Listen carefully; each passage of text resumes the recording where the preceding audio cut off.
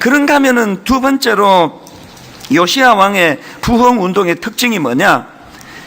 근원적인 문제를 제거하려고 몸부림쳤던 부흥운동이에요. 이 근원적인 문제 제거, 이게 무슨 말씀인가 하면은요, 열왕기하 23장 3절에서 이제 요시야 왕이 발견된 율법책을 가지고 이제 율법을 발견하는 게 중요한 게 아니라 이 말씀대로 살아내고 지키는 게 중요하다는 것을 선포합니다. 3절을 보시겠습니까? 왕이 단 위에 서서 여호와 앞에서 언약을 세우되 마음을 다하고 뜻을 다하여 여호와께 순종하고 그의 계명과 법도와 율례를 지켜, 그 다음 보세요. 이 책에 기록된 이 언약의 말씀을 이루게 하리라 하매 백성이 다 그 언약을 따르기로 하니라. 이 참 그 귀한 선포 아닙니까? 그거 성전 공사하다가 그 율법책 발견되는 게 중요한 게 아니다.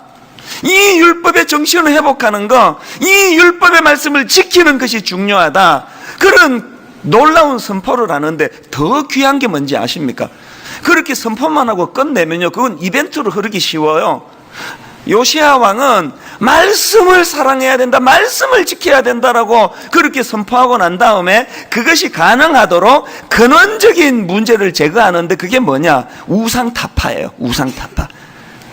그래서 그 성경에 보면은 3절에서 이제 이 언약의 말씀을 이루게 하리라 선포하고 바로 4절부터 20절까지 막 장황하게 요시야 왕이 어떻게 이 우상타파 운동을 벌였는가를 쭉 열거를 하고 있는데요. 요시야 왕이 지켜본, 요시야 왕이 인식한 게 뭡니까? 이 근원적인 우상타파라는 근원적인 문제를 해결하지 않고는 하나님의 말씀을 사랑할 수 없다는 거예요. 그 귀한 마음 아닙니까? 근데 여러분, 그 내용을 다루고 있는 말씀 중에 하나인 24절을 한번 보시겠습니까?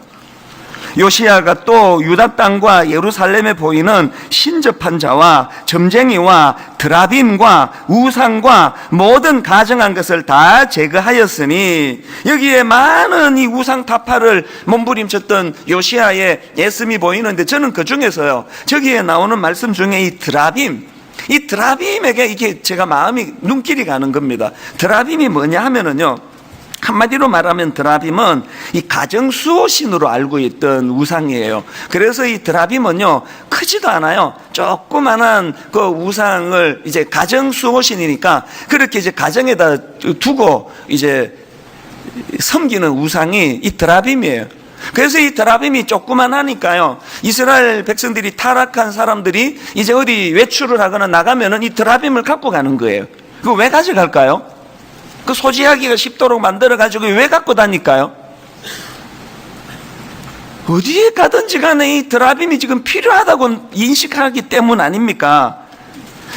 이걸 오늘 우리 삶에 적용을 하자면, 뭐 여러분들 집에 뭐 드라빔을 두는 분은 없잖아요. 있습니까? 지금 갖고 오신 분 계세요? 뭐 신방 가봐도 그 없습니다. 그러나 여러분, 우리가요, 인간이 만든 그 조그만한 드라빔을 가지고 다녀서 우상이 아니라 사실은 우리 내면에 오늘날에도 영적인 드라빔을 다 갖고 다니는 거예요. 오늘 우리 시대의 드라빔이 뭘까요? 하나님보다 더 의지하는 그 모든 것, 이게 다 드라빔이에요. 놀랍게도요, 목회하는 저 자신을 돌아보면서 내게 드라빔이 있다는 것을 하나만 있는 정도가 아니에요. 순간순간에 내가 하나님보다 더 의지하는 것들이 발견될 때마다 제 자신에게 놀라는 거예요. 목사인 저에게 드라빔이 있습니다. 드라빔. 하나님보다 더 의지하는 드라빔을 내가 갖고 있으면서 어떻게 하나님 말씀이 회복되겠습니까? 그렇기 때문에 여러분, 이 요시야 왕이 추구했던 부흥운동은 이 근원적인 문제를 제거하는 겁니다.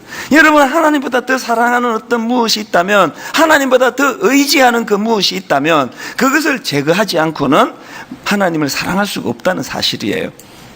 그런가 하면은 세 번째로 이 요시야 왕의 부흥운동의 특징이 뭐냐 하니까, 요시야 왕의 부흥운동은요, 요약하고 요약하면 딱 둘로 정리가 돼. 하나는 하나님 중심, 또 하나는 말씀 중심의 부흥이에요. 이 하나님 중심, 말씀 중심. 바로 이 요시야의 정신을 요약해 놓은 성경 구절이 하나 있는데요. 열왕기하 23장 21절입니다. 자, 보십시오. 왕이 뭇 백성에게 명령하여 이르되 이 언약책에 기록된 대로, 이 말씀 중심 아닙니까? 이 언약에 기록된 대로, 그 다음에 너희의 하나님 여호와를 위하여, 하나님 중심 아닙니까? 요시야가 추구하던 개혁은요, 말씀 중심, 하나님 중심. 그래서 요시야 왕은 우연히 성전을 청결케 하다가 발견된 율법책을 발견한 이후로 그의 모든 개혁 운동의 중심에는 말씀이 중심, 말씀이 중심. 열왕기하 23장 3절도 마찬가지입니다. 왕이 단 위에 서서 여호와 앞에서 언약을 세우되 마음을 다하고 뜻을 다하여 여호와께 순종하고, 이 하나님 중심이, 부흥은 딴 게 아닙니다. 내 멋대로 살던 그냥 국적불명의 삶을 살던 내가 살아계신 하나님을 만나고 발견하고 그분 앞에 순종하는 삶을 사는 거, 이게 부흥이에요. 그런가 하면은 그의 계명과 법도와 율례를 지켜 이 책에 기록된 이 언약의 말씀을 이루게 하리라 하며, 이 말씀 중심이에요. 자, 한번 큰 소리로 한번 선포하듯이 따라해 보시겠습니까?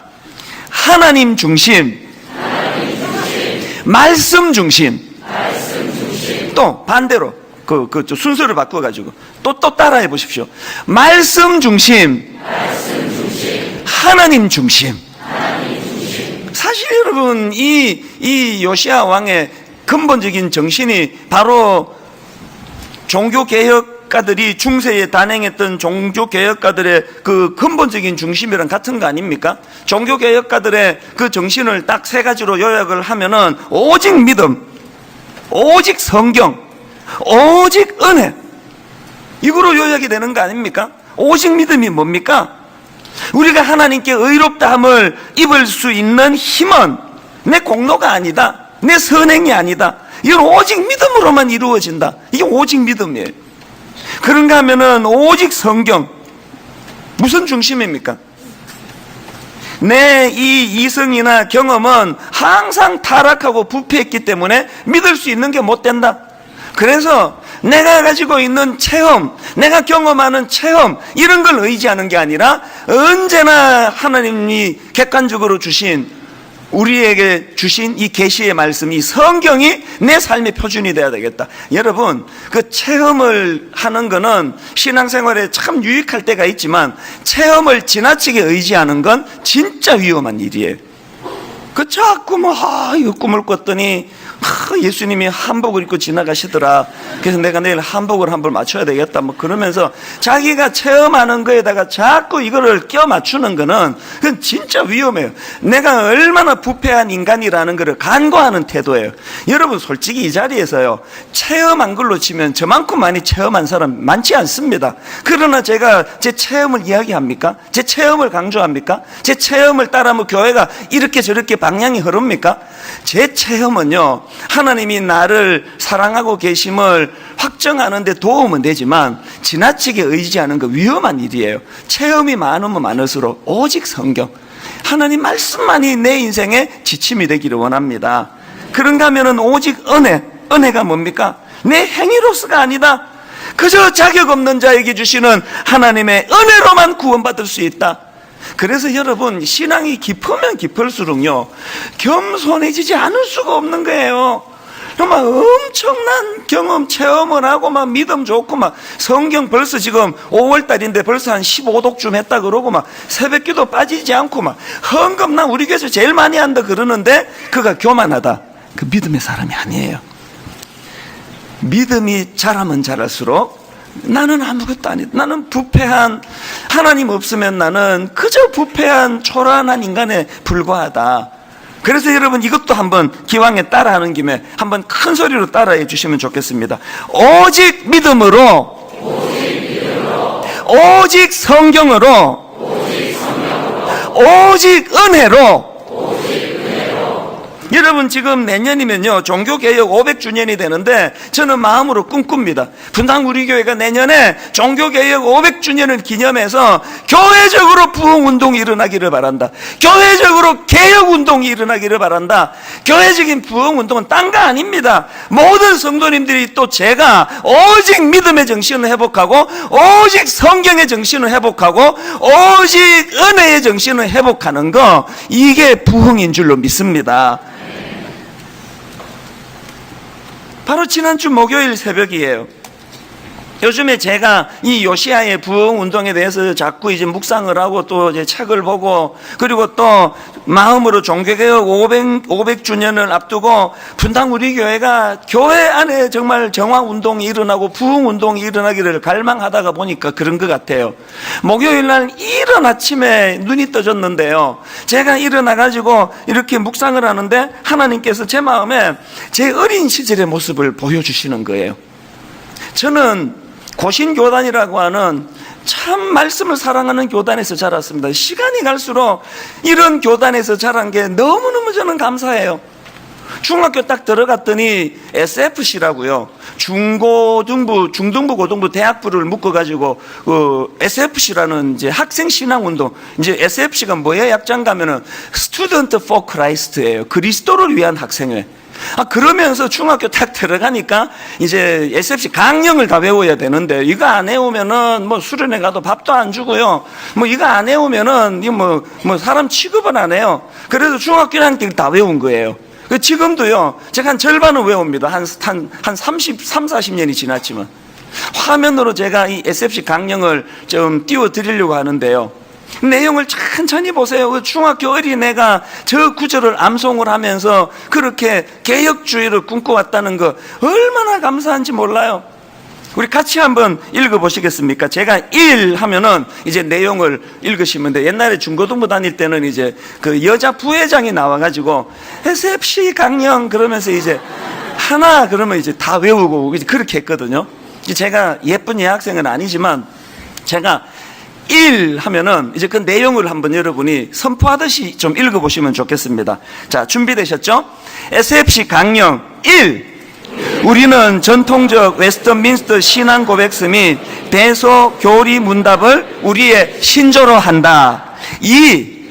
우리는 개혁주의 신앙과 생활을 확립하여 세상의 빛과 소금이 됨을 우리의 목적으로 한다.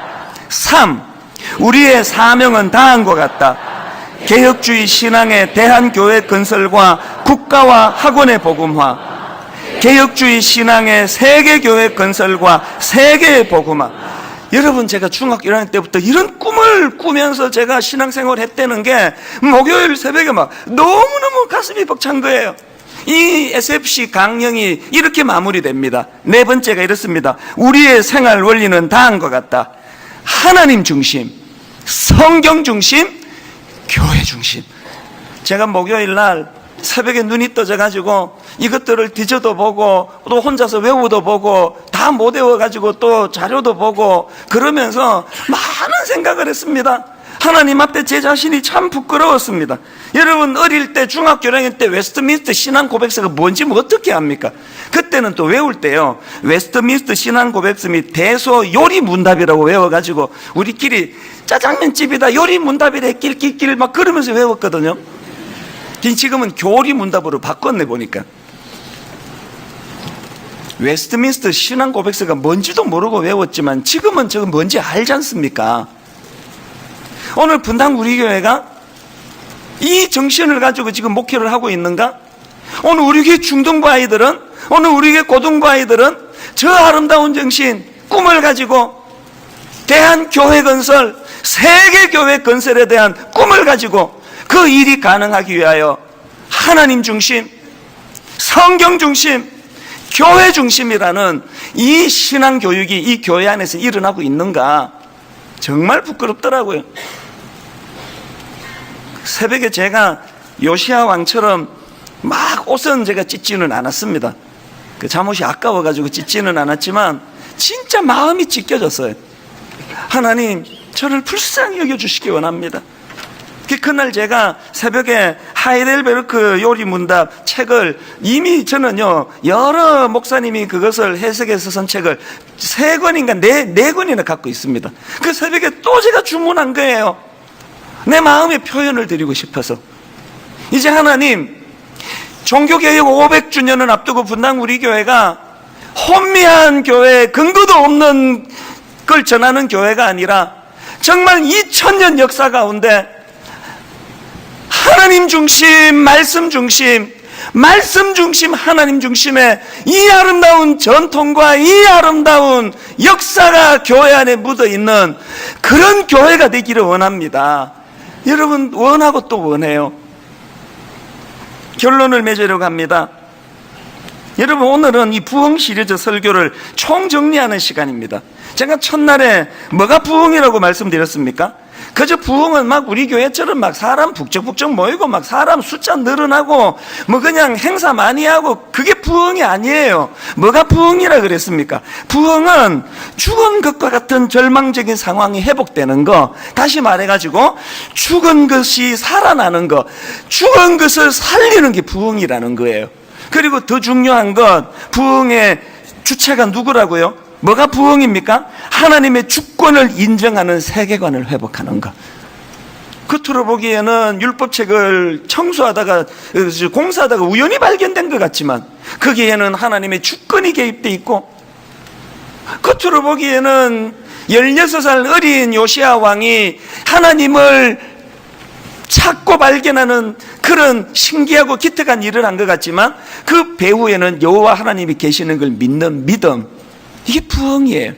누가 부흥을 꿈꿀 수 있을까요?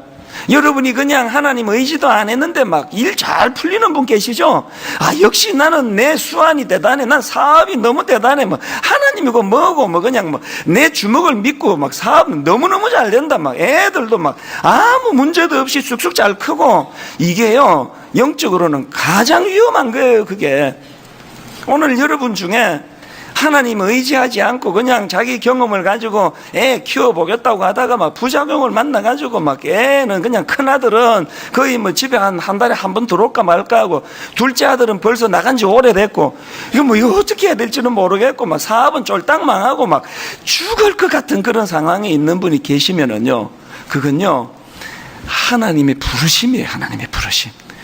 그건 참 복입니다. 그거는 하나님 앞에 제가 참 이상한 사람이 돼가요. 제가 진짜 이상한 사람이 돼가요. 신학교 처음 들어갈 때는 막 자신만만했거든요. 그럼 막 누구를 만나도 막 하나님 얘기하고 막 고속버스 안에서도 막 전도하면 막 안 넘어가면 그건 인간도 아니다, 막 그런 생각을 하고, 그 인간도 아닌 사람이 여럿 있긴 했는데요. 막 누구랑 제가 막 토론을 해도 내가 져본 적이 없고 자신만만했고, 막 설교도 막 안 시켜줘서 그렇지 막 단에만 쓰면 내가 은혜를 끼칠 자신이 충만했고. 그런데 지금 그렇게 한 지가 여러분 지금 26년이 지났는데 정말 요새는 설교가 자신이 없어요. 누구는 뭐 10,000시간 법칙이라고 한 10년 한 분야를 뚫으면 대가가 된대도만, 저는 26년 대가가 2번 반 되는 세월이 지났는데 설교가 막 점점 어려워요. 토요일 되면은 막 너무너무 두려워요. 설교하고 나도 마음이 편치 않아요. 이상한 사람이 돼요. 이 자신이 없어요. 막 신혼 때요, 우리 집사람하고 막 말싸움 해가지고 내가 져본 적이 없어요. 막 완전히 그냥 딱 혀를 딱 짚어가지고 더 이상 말 못하도록 그래가지고 우리 집사람이 처음에 좀 힘들었죠. 딴 집 보면은 다 여자들이 막 이래가지고 남자를 꼼짝 못하게 하는데 우리 집은 막 여자가 이렇게 꼼짝을 못한다, 그랬던 게 전데요. 지금 이제 이상하게 돼가지고요, 뭐 우리 집사람들이 꼼짝도 못해요. 우리 집사람은 지금 신혼 때보다 지금이 훨씬 좋대요. 훨씬 좋겠지, 지 마음대로 하니까. 근데 진짜 이상하게 돼가. 그러나 여러분, 이게 이상하게 돼가는 게 아니고요, 제대로 돼가는 거예요.